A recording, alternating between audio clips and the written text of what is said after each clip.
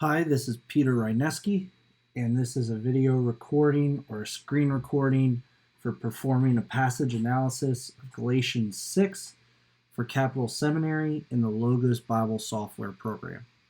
So the first thing I do is open up, of course, our Bible software program, and then I'm going to go up or make sure I have everything going here.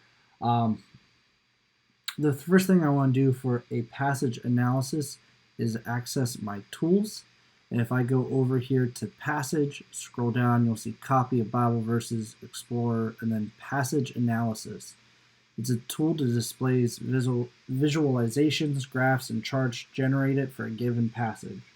So we're going to be clicking on passage analysis. As I said, we're going to be doing Galatians 6. To do that, you just want to type in Galatians 6, hit enter, and of course it'll bring you to this spot here. As you can see, the first thing is it's going to be comparing really the breakdown of the passages or how different translations break sections down of this passage. As you can see, the ESV here, I have it as my first one here. It says, it bears one another's burdens. Bears one another's burdens for the NASB. Then we see the NIRV. It says, do good to everyone. So they rephrase it just simply a little bit differently than the other ones here. Then the NIV, doing good to all, and as you can see, it incorporates 1 through 10, whereas the NASB of 95 incorporates the entire section under bearing one another's burdens. And then the UBS4 is our Greek.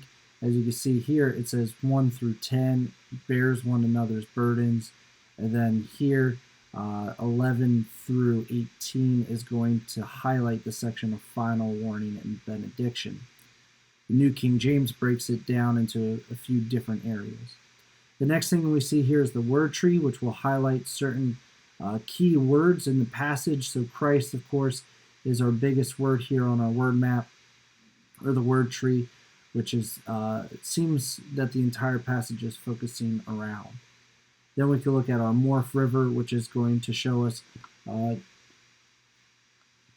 different verbs in gender and neutral usages.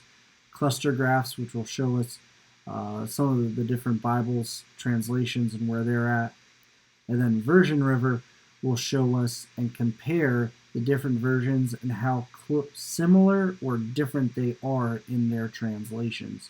So if I highlight over these or hover over these bars, you'll see that it brings up the verses, what each one of them reads like, and then I can see where the major differences are. So 4, for instance, is going to be the biggest difference between all of them, whereas when I get down here to 17, it's going to seem to be very similar. As you can see, it's going to show you some of the different minimum, maximum, and averages in the differences within our passage analysis tool. If you click up here, you can select the different versions that you want to see within your passage analysis. So you don't need all of these. You can highlight and chop out some of them, and you can shrink it down to 4 or 3 resources.